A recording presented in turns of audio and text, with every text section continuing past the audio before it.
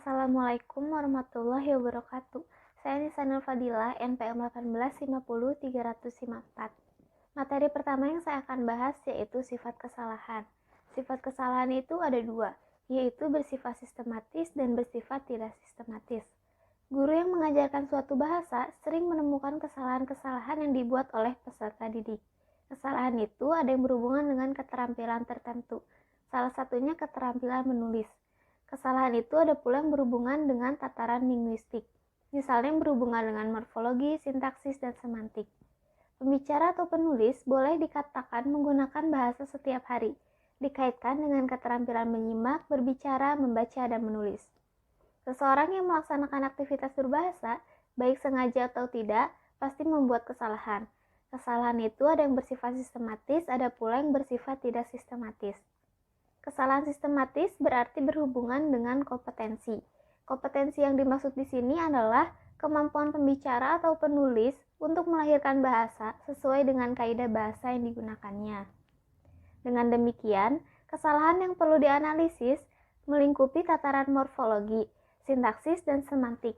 Analisis bidang morfologi, misalnya kesalahan yang berkaitan dengan morfem, kata, dan segala derivasinya. Analisis bidang sintaksis misalnya menyangkut urutan kata, koherensi, logika kalimat. Sedangkan analisis bidang semantik misalnya kesalahan yang berhubungan dengan ketepatan penggunaan kata atau kalimat yang didukung oleh makna, baik makna leksikal maupun makna gramatikal. Selanjutnya yaitu daerah kesalahan tataran linguistik. Daerah kesalahan tataran linguistik ini ada tiga, yaitu yang pertama daerah kesalahan morfologi, daerah kesalahan sintaksis, dan daerah kesalahan semantik. Daerah kesalahan morfologi. Kesalahan pada bidang morfologi berhubungan dengan tata bahasa bentuk kata. Dalam bahasa Indonesia, kesalahan pada bidang morfologi akan menyangkut derivasi, diksi, kontaminasi, dan pleonasme. Ini semua berhubungan dengan kosakata. Contoh diksi. Pemilihan kata agar tidak terjadinya kesalahpahaman. Contoh kesalahannya, peserta didik membuat kalimat sapi ayah meninggal kemarin. Peserta didik lain membuat kalimat semalam kami melayat film di bioskop Merdeka dan sehari sebelumnya kami menonton teman yang sakit di rumah sakit. Nah, itu adalah contoh kesalahan. Seharusnya itu sapi ayah kemarin mati. Dan semalam kami menonton film di bioskop Merdeka dan sehari sebelumnya kami menjenguk teman yang sakit di rumah sakit. Contoh derivasi. Proses imbuhan terdapat suatu suku kata yang berakibat mengubah kelas kata tersebut. Peserta didik disuruh membuat derivasi morfem dasar ajar. Ia menjawab, dipelajarkan, yang dibuktikan dengan contoh kalimat, di sekolah kami dipelajarkan beberapa kepandaian wanita. Mengapa muncul kata dipelajarkan, bukan dipelajari atau diajarkan? Hal ini berhubungan dengan kontaminasi. Kata dipelajarkan sebenarnya datang dari kata diajarkan atau dipelajari. Kata dipelajari dan diajarkan kemudian dirancukan menjadi dipelajarkan. Ini jelas salah. Contoh lainnya, pada zaman dahulu kala orang tinggal di hutan.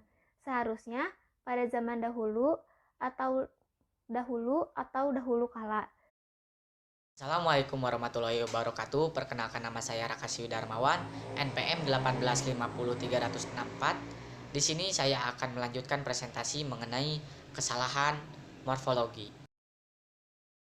Baik, selanjutnya mengenai contoh dari kesalahan daerah morfologi, yaitu kontaminasi.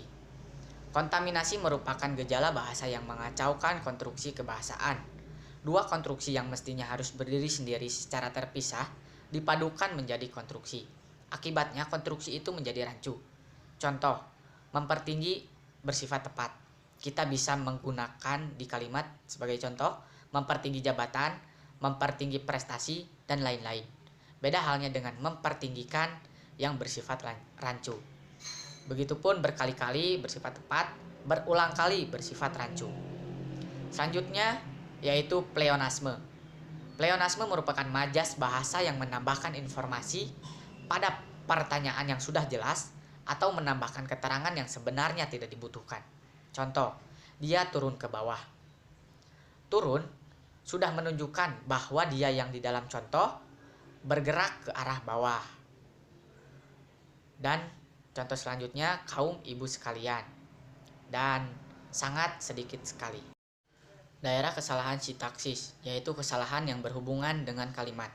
Menurut Pateda, 1989, halaman 58, menyebutkan bahwa kesalahan pada daerah sintaksis berhubungan erat dengan kesalahan pada daerah morfologi, karena kalimat berunsurkan kata-kata.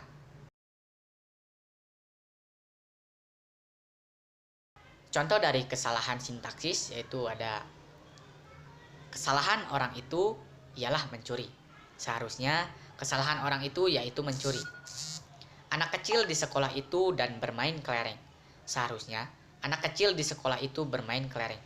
Seperti apa yang dikatakan oleh Pateda bahwa sintaksis itu berkaitan dengan morfologi. Tadi seperti apa yang setelah saya jelaskan di kesalahan daerah morfologi, di mana pleonasme menjelaskan bahwa kesalahan makna yang bersifat tepat dan juga bersifat rancu. Nah, dalam contoh kedua ini kita bisa sangat terlihat bahwa sintaksis dan morfologi itu berkaitan erat. Selanjutnya contoh lain, 1. Pemenang diundang maju ke depan. Maju sudah berartikan bahwa maju bergerak ke depan. Penampilan Pak Oga sangat baik sekali. Yang ketiga, besok sore akan bertanding antara Persib melawan Persija Jakarta. Bertanding sudah berartikan melawan. Sekian presentasi yang bisa saya sampaikan. Mohon maaf bila ada kesalahan. Wassalamualaikum warahmatullahi wabarakatuh. Baik, materi selanjutnya adalah daerah kesalahan semantis. Lyons mengatakan semantic is generally defined as the study of meaning. Dengan kata lain, semantik adalah studi tentang makna. Itu sebabnya semantik disebut teori makna. Untuk mengukur apakah seseorang memahami makna suatu kata, diperlukan penanda atau indikator. Pateda mengemukakan indikator yang dapat digunakan, yakni pertama, dapat menjelaskan makna yang dimaksud pembicara atau penulis. Misalnya, seseorang berkata, coba sebutkan identitas si pelaku. Kalau pendengar dapat menyebutkan ciri-ciri yang ada di tubuh si pelaku secara jelas, itu tandanya bahwa pendengar memahami makna kata identitas. Kedua, ada dapat berbuat atau tidak berbuat apa yang dikatakan oleh pembicara atau penulis. Misalnya, contoh katanya, tiaraplah pesawat musuh datang. Lalu pendengar segera bertiarap. Nah, itu menandakan bahwa si pendengar memahami makna kata tiarap. Lalu yang ketiga, dapat menggunakan kata-kata dalam kalimat sesuai dengan makna dan fungsinya. Misalnya, kalau seseorang berkata, burung saya wafat kemarin. Nah, ini tuh menandakan bahwa si pembicara tidak memahami pemakaian kata wafat. Karena kan pemakaian kata wafat tuh digunakan untuk manusia, bukan untuk hewan. Yang keempat ada dapat menyebutkan sinonim dan antonimnya kalau kata tersebut memang memiliki sinonim atau antonim. Misalnya, kalau seseorang dapat menyebutkan sinonimnya kata menjelaskan, itu tandanya ia memahami makna kata menjelaskan. Demikian pula kalau ia dapat menyebutkan antonim kata bodoh, itu tandanya ia memahami makna kata bodoh. Lalu yang kelima, ada dapat mereaksi dalam wujud gerakan motorik atau afektif apabila mendengar kata yang menjengkelkan atau mengharukan. Misalnya, seseorang berkata, babi kau, kemudian pendengar marah. Nah, ia menandakan bahwa si pendengar tuh memahami makna urutan kata babi kau, karena itu kata-kata kasar ya, makanya marah. Lalu yang keenam ada dapat mengoreksi pembicara, orang yang ternyata salah menggunakan kata atau tidak sesuai dengan makna dan pemakaiannya. Misalnya dahulu kata juara bermakna orang yang memimpin sabung ayam. Kini makna kata itu sudah berubah, yakni orang yang beroleh prestasi tertinggi pada perlombaan atau pertandingan. Baik, saya akan menjelaskan kesalahan makna semantik dalam contoh kata di KBBI. Kata yang pertama adalah kata acuh. Kata acuh memiliki arti peduli atau mengindahkan dan memiliki jenis kata verba. Lalu yang kedua ada kata mengacuhkan. Kata acuh ditambah imbuhan meng di awal dan di akhir ditambah imbuhan kan yang artinya masih sama, memedulikan, dan memiliki jenis kata perba. Lalu kata ketiga ada acuhan. Dengan menambah imbuhan di akhir an, maka jenis maknanya berubah maka jenis katanya berubah menjadi nomina dan memiliki arti hal yang diindahkan. Lalu dalam kehidupan sehari-hari, orang berkata atau masyarakat berkata, memang saya melihatnya tetapi saya acuh. Nah, maksud pembicara itu tidak dipedulikan, tetapi kan kata acuh sendiri itu bermakna peduli. Di sini terlihat pemakaian kata acuh karena makna kata itu tidak dipahami betul. Selanjutnya ada kata kilah. Kata kilah memiliki jenis kata nomina yang memiliki arti tipu daya atau tipu muslihat. Kata kilah pun bisa menjadi jenis kata perba, ya seperti ditambah imbuhan berkilah, tetapi masih artinya sama.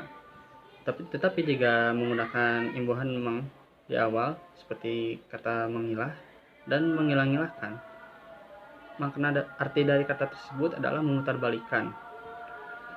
Lalu ada contoh kata ya, misal contoh kalimat. Walaupun bagaimana kilah yang dijalankan, namun perasaan persatuan tak bisa dipecahkan. Tapi ada kesalahan semantik dalam suatu kalimat kutipan ya, misalnya seperti ini. Pembangunan jembatan Marore terlambat karena hujan yang tidak kunjung berhenti. Kilah Mr. X. Pembaca tidak sependapat karena itu bukan tipu daya atau tipu muslihat. Bisa saja memang benar sedang hujan karena pengerjaannya dilakukan pada bulan September sampai Desember. Nah, bulan-bulan tersebut kan identik dengan musim hujan, sehingga lebih baik kata kilah itu diganti dengan kata dengan kalimat demikian keterangan dari Mr. X. Baik, kata yang ketiga ada kata absen. Kata absen memiliki jenis kata perba yang memiliki arti tidak masuk atau tidak hadir. Nah, perubahan makna bisa terjadi dengan menambah imbuhan meng di awal menjadi mengabsen yang memiliki arti memanggil nama-nama orang pada daftar hadir. Bagi seorang guru atau calon guru, pengetahuan mengenai semantik akan memberi manfaat teoritis dan manfaat praktis. Manfaat teoritisnya, karena kita adalah calon guru bahasa, maka kita harus bersenang-senang dan bersungguh-sungguh akan bahasa yang menyambut kita. Teori-teori semantik ini akan menolong kita berbicara dengan lebih baik dalam bahasa yang akan dibahasnya itu. Lalu ada manfaat praktisnya adalah menolong atau memberi bantuan kepada murid-murid kita nanti. Seorang guru bahasa selain harus memiliki pengetahuan dan keterampilan yang luas tentang segala macam bahasa, juga harus memiliki pengetahuan teori yang cukup lengkap. Adakah manfaat bagi orang awam? Tentu saja ada. Memang bagi orang awam atau bagi orang dewasa, pengetahuan yang luas akan diperlukan. Namun dasar-dasar semantik perlu untuk dapat mengingat dunia di sekelilingnya yang penuh dengan informasi dan lalu lintas kebahasaan. Semua informasi yang ada di sekitarnya dan yang juga harus mereka serap berlangsung melalui bahasa dan melalui dunia lingual. Sebagai manusia dan masyarakat, tidak mungkin mereka bisa hidup tanpa memahami alam sekeliling mereka yang berlangsung melalui bahasa. Sekian materi dari saya, terima kasih.